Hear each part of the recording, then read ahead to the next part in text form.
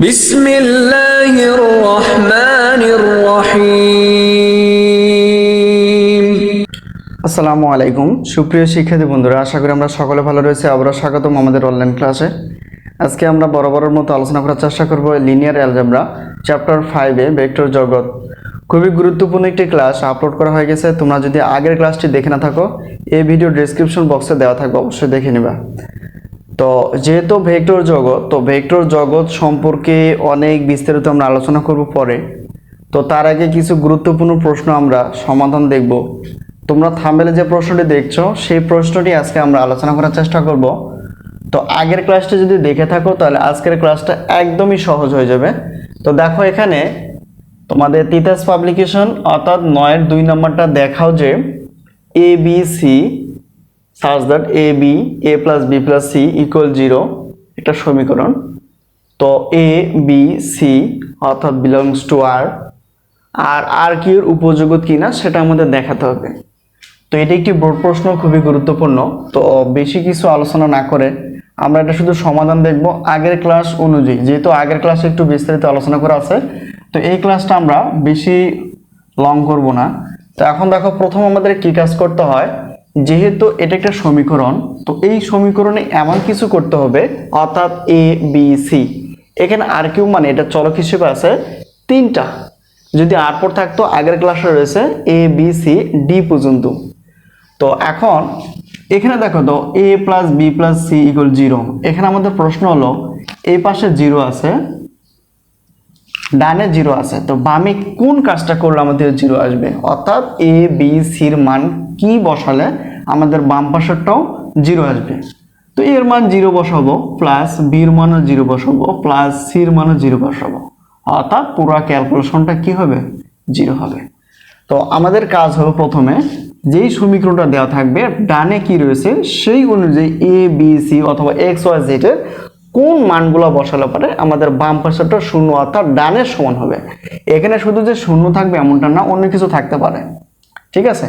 তো যাই হোক, এটা হলো আমাদের প্রথম যে কথা, সেই কথা অনুযায়ী এই কাজটা আমরা করলাম। এখন আমাদের পরবর্তী যে কাজটা করতে হবে সেটি হলো, যেহেতু এটা একটা সেট, ভেক্টর সেট, তো এখানে ইঙ্গিত করা নাই যে এখানে কোন ভেক্টর সেট এ বি সি ডি, কোনো কিছুই নেই, তাহলে আমরা ধরবো এখানে। আর যদি থাকে তাহলে ধরার দরকার নেই। তো মনে করি এটা আমরা ধরবো, যেহেতু ভেক্টর সেট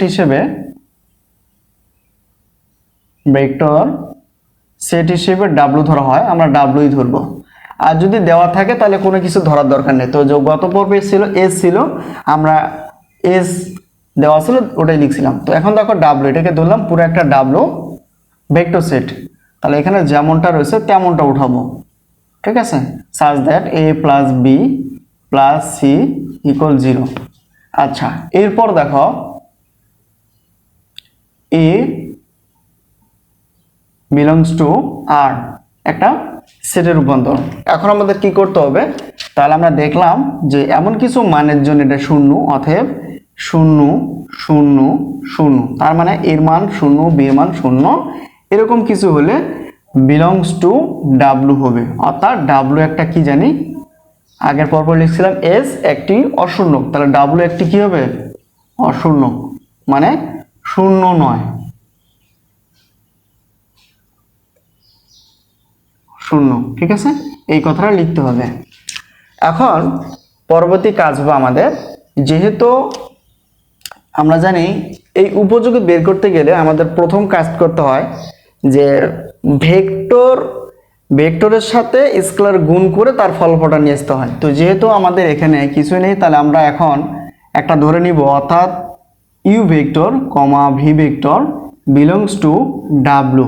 তাহলে এটার একটা উপভেক্টর হিসেবে, যেহেতু এটা ভেক্টর হিসেবে তার উপভেক্টর, তাহলে এখানে চলক হিসেবে কয়টা রয়েছে, তাহলে এখানে চলক হিসেবে আমরা দেখি এ বি সি, তাহলে এখানে আমরা 3টা ধরবো। ইউ ভেক্টরের 3টা উপভেক্টর ধরবো, তাহলে এখানে কত হবে, u1, u2, u3। যদি 4টা থাকতো আমরা u4 পর্যন্ত ধরতাম। তাহলে পরবর্তীটা কি হবে আমাদের, পরবর্তী আমরা এখানে লিখি, অর্থাৎ ভি ভেক্টরটাও তাই লিখতে হবে, ভি ভেক্টর ইকুয়াল, তাহলে এখানে 3 পর্যন্ত ধরতে, অর্থাৎ v1, v2, v3। তো আশা করি এই পর্যন্ত আমরা বুঝে গেছি। এর পরবর্তী আমাদের কাজ হবে প্রদত্ত যে সমীকরণটি ছিল সেই প্রদত্ত সমীকরণের সঙ্গে তুলনা করা। তো প্রদত্ত সমীকরণ কি ছিল? a plus B plus C equal 0। তো এখন ইউ এর ক্ষেত্রে যদি আমরা তুলনা করি তাহলে ইউ অর্থাৎ এটাকে যদি আমরা এ মনে করি, পরেরটাকে বি আর পরেরটাকে সি মনে করি, তাহলে যদি আমরা এখানে এটার সঙ্গে তুলনা করি তাহলে কি আসে দেখো তো। তার মানে আমরা এখানে লিখতে পারি এর জায়গায় বসাতে পারি আমরা ইউ ওয়ান বসালাম, প্লাস আছে প্লাসটা দিয়ে দিব, আর বি এর জায়গায় বসাবো আমরা কত ইউ2 প্লাস, আর সির জায়গায় বসাবো আমরা কত হবে ইউ3, তাহলে 0। তাহলে এখানে যেহেতু 0 এখানে 0 দিতে হবে।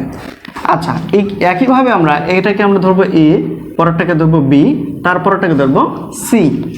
যদি তুলনা করি প্রদত্ত সমীকরণ অর্থাৎ এই প্রদত্ত সমীকরণের সাথে যদি তুলনা করি তাহলে কি আসবে সেটা হলো চেঞ্জ হয়ে যাবে। তাহলে দেখো চেঞ্জটা কি, তাহলে এখানে আমরা লিখি অর্থাৎ এ বলতে কোথায় মানে এটা হবে এ বলতে এখানে v1 প্লাস আছে প্লাস, বি বলতে এখানে v2, এই প্লাসটা আছে প্লাস দিব, আর এখানে সি বলতে কত হবে v3 ইকুয়াল এখানে 0 রয়েছে যেহেতু এখানে 0 দিব। এটাকে আমরা কি করব একটা সমীকরণ জোট অর্থাৎ 1 নং সমীকরণ আমরা দিয়ে ফেললাম। তো আশা করি আমরা বুঝতে পারছি একদম আগের ক্লাসের মতোই। এখন আমাদের কাজ করতে হবে সেটি হলো যে পরবর্তী স্টেপ তৈরি করতে হবে। আবার মনে করি যেহেতু ভেক্টর হিসেবে আমরা ভেক্টর ক্ষেত্র ধরলাম, এখন স্কেলার ক্ষেত্র হিসেবে আমরা ধরবো কি আগের ক্লাসে ধরছিলাম আলফা এবং বিটা, এটা হলো কি একটা দুইটা কি স্কেলার ক্ষেত্র। তাহলে যদি হয় তাহলে সেক্ষেত্রে আমাদের সূত্রটা জানা আছে যে একটা ভেক্টর ক্ষেত্রের সাথে স্কেলার ক্ষেত্রের সাথে ভেক্টর ক্ষেত্র গুণ এবং তাদের মাঝে কি করতে হবে যোগ করতে হবে। তো আশা করি আমরা বুঝতে পারছি, এই সূত্রটা আমরা লিখব। তো স্কেলার ক্ষেত্র হিসেবে আমরা কে এম বা বিভিন্নভাবে ধরতে পারি। তো যেহেতু এখানে আলফা এবং বিটা ধরছি আমরা, তোমরা এই আলফা বিটাই ধরার চেষ্টা করবা। তো এখন এখানে কি করতে হবে যে আলফার জায়গায় আমরা আলফা লিখলাম। এখন বলছে ইউ ভেক্টর, তো ইউ ভেক্টরটা আসলে উপভেক্টর হিসেবে বিভক্ত করা আছে u1, u2, u1, u3 পর্যন্ত। এই প্লাসটা আছে প্লাসটা দিয়ে দিব, আর বিটা অর্থাৎ স্কেলার ক্ষেত্র। এরপর দেখো ভি ভেক্টর, তো ভি ভেক্টরে এটাও 3টা ভাগে ভাগ করা আছে v1, v2 এবং v3। তো আশা করি বুঝতে পারছি আমরা। এখন যেহেতু স্কেলারটা কি আছে বাইরে গুণ আকারে আছে, তাহলে এই আলফা দিয়ে 3টাকে গুণ করব, বিটা দিয়ে 3টাকে গুণ করব। তাহলে আলফা দিয়ে যদি u1কে গুণ করি u1, কমা আছে কমা, অর্থাৎ প্রত্যেকটা ক্ষেত্রে এটা কি করতে হবে গুণ করে দিতে হবে। তো আশা করি আমরা এই পর্যন্ত বুঝে গেছি। ব্র্যাকেট দিয়ে দিলাম, প্লাস আছে অর্থাৎ বিটা দিয়ে প্রত্যেকটা গুণ করলে beta v1, beta v2, beta v3। ঠিক আছে, এরপর সূত্রের দিকে একটু তাকাও। এখানে দেখো একটা ভেক্টর ক্ষেত্র এবং স্কেলার ক্ষেত্র গুণ, একটা ভেক্টর ক্ষেত্র এবং স্কেলার ক্ষেত্র গুণ করে তাদের মাঝে কি করতে হয় যোগ করতে হয়। তার মানে প্রথমটার সাথে এই প্রথমটা আমরা যোগ করে দিব, দ্বিতীয়টার সাথে দ্বিতীয় যোগ করে দেবো, তৃতীয়র সাথে তৃতীয় যোগ করবো। তো এখন দেখো আলফা u1 সূত্রের প্লাস, এই যে তারপর পরের স্টেপ অর্থাৎ বিটা v1, পরেরটা দেখো alpha u2 plus beta v2, তারপরটা দেখো alpha u3 plus beta v3 bracket. ঠিক আছে, তো ক্যালকুলেশন করার পর যেহেতু এটাকে আমরা ধরছিলাম কি আগের পর্বে w1, পরেরটাকে w2, তারপরটা হলো w3। ওখানে যেহেতু 4টা স্টেপ ছিল এই জন্য w3 পর্যন্ত 4 পর্যন্ত 4টা ছিল, w4 পর্যন্ত আমরা ধরছিলাম। তো এখন আমাদের এই কাজটা করার পর যেই কাজটা করতে হবে প্রদত্ত যে সমীকরণটা দেখা দাও, প্রদত্ত সমীকরণ কি বলছে a plus B plus c. তার মানে এটা আমরা এখানে কি করতে পারি লেফট হ্যান্ড সাইড, অর্থাৎ যেহেতু এখানে প্রদত্ত সমীকরণ a plus B plus C equal 0, তার মানে দেখো তো এখানে ক্যালকুলেশন করে ডান পাশে অর্থাৎ লেফট হ্যান্ড সাইড ক্যালকুলেশন করে ডান পাশে অর্থাৎ 0 আনতে হবে। তাহলে সেক্ষেত্রে আমরা কি লেফট হ্যান্ড সাইড হিসেবে যদি আমরা ক্যালকুলেশন করতে চাই তাহলে a plus B plus c, তাহলে এ বলতে এখন আমরা যদি তুলনা করতে চাই তাহলে সেক্ষেত্রে দেখো অর্থাৎ এখানে আমরা কি বসাতে, অর্থাৎ এ, এটা হবে বি, আর এটা হবে সি।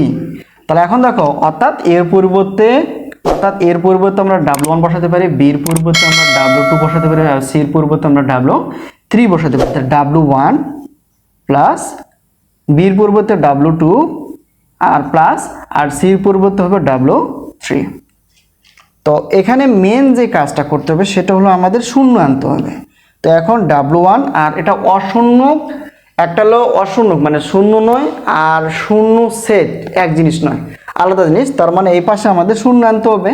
তো একটা জিনিস খেয়াল করো, W1, তাহলে W1 এর ক্যালকুলেশনটা কত, অর্থাৎ এখানে alpha U1 plus beta V1, এটা মানে এই W1 এর ক্যালকুলেশনটা বসালাম, কমা কমা না, এই যে প্লাস আছে প্লাস।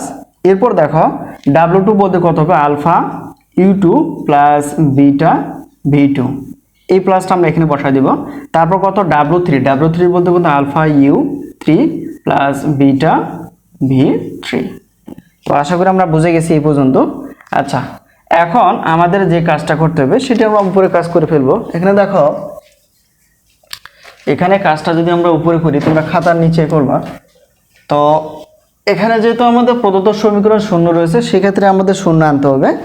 তো এখন এখান থেকে আমরা যে কাজটা করব সেটি হলো যে আলফা অর্থাৎ ইউ, এই যে এটা 1, এটা 2 এবং 3, অর্থাৎ এখানে আমাদের কাজটা করতে হবে আলফা U1 এক পাশে করব, প্লাস আলফা U2 মানে সাজাবো আর কি, আলফা U3 পর্যন্ত রয়েছে, প্লাস এরপর সিরিয়াল অনুযায়ী beta V1, beta V2, beta V3।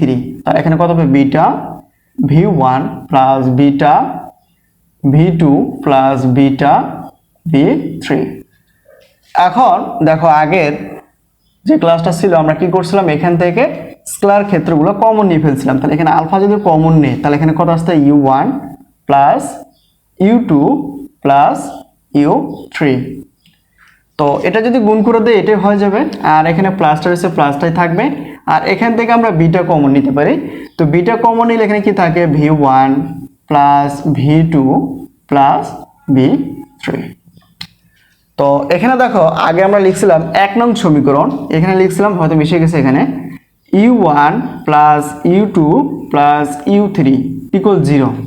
তার মানে যেখানে U1 plus U2 plus U3 এরকম যখন পাবো, তখন সরাসরি আমরা কি করতে পারি, এটা মান বসার মতো মান বসায় দেব। তার মানে কি, U1 plus U2 plus U3 সমান 0 বসা যায়। তার এখানে আলফা জায়গায় আলফা থাকবে, তাহলে এই জায়গায় পর্যন্ত আমরা এখানে 0 বসাই দেব, প্লাস প্লাস বিটা আছে, বিটা একইভাবে দেখো এখানে V1 plus V2 plus V3 সমান, এটা মান হিসেবে আমরা কি বসাতে পারি, 0 বসাতে পারি। তাহলে এখানে আমরা কি বসাবো, 0 বসাবো। তো আমরা জানি যে কোনো 0 এর সঙ্গে গুণ করলে ফলাফলটা 0 হয়, আর এটা কত হবে, 0। তাহলে এটা পুরো কত আসবে, 0। যেহেতু এটাকে আমাদের কি করতে হবে, অশূন্য মানে শূন্য নয়, তবে এটাকে আমাদের সেটে দেখাতে হবে। তাহলে সেট হিসেবে দেখালে এখানে আমাদের কাঙ্ক্ষিত প্রশ্নের সঙ্গে এবং সংজ্ঞা বা নিয়মের সাথে মিলে যাবে। তাহলে এটা কি হবে, শূন্য সেট। তো এটি হলো যখন শূন্য এরকম আসবে, তখনই আমরা বুঝবো যে এখানে আর কিউব এর ভেক্টর উপজগৎ ছিল। তারপর এখানে একটা শর্ত লিখতে হয়, যেহেতু এখানে W1 W2 শেষ ক্যালকুলেশনটা ছিল, তাহলে W3 এখানে আমরা ব্র্যাকেট দিব, আর এখানে কত হবে, বিলংস টু W ইমপ্লয়েস হিসেবে, অর্থাৎ ভেক্টর ক্ষেত্র একটা, অর্থাৎ স্কেলার ক্ষেত্র, অর্থাৎ স্কেলার ক্ষেত্রের সাথে ভেক্টর ক্ষেত্র গুণ করে তাদের সাথে যোগ করলে ফলাফলটা আমাদের কি, অর্থাৎ এখানে যে ক্যালকুলেশনটা আসবে সেটা হলো W। অর্থাৎ এখানে আমাদের যে ফলাফলটা আমরা বের করতে পারলাম সেটা হলো শূন্য সেট, শূন্য নয়।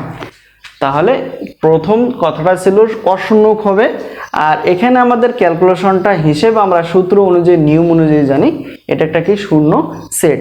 আর শূন্য সেট হওয়ার ক্ষেত্রে আমরা প্রমাণ করতে পারলাম যে এরকমভাবে কোনো উপভেক্টর এর ক্যালকুলেশন করে তার স্কেলার এবং ভেক্টর ক্ষেত্রে গুণ করে, এখানেও স্কেলার এবং ভেক্টর ক্ষেত্রে স্কেলার ক্ষেত্রে গুণ করে ক্যালকুলেশনটা এখানে W ক্যালকুলেশন, অর্থাৎ ফলাফলটা আমাদের কি হয়, ভেক্টর সেট হিসেবে আমরা পেয়ে যাই শূন্য সেট। তো আজকে এই পর্যন্তই। তো আশা করি আমরা বুঝতে পারছি। কোনো জায়গায় বুঝতে অসুবিধা হলে অবশ্যই কমেন্টস করার চেষ্টা করবা। তো পরবর্তী ক্লাস দেখার জন্য আমন্ত্রণ রেখে আজকে এই পর্যন্ত শেষ করছি। আল্লাহ হাফেজ।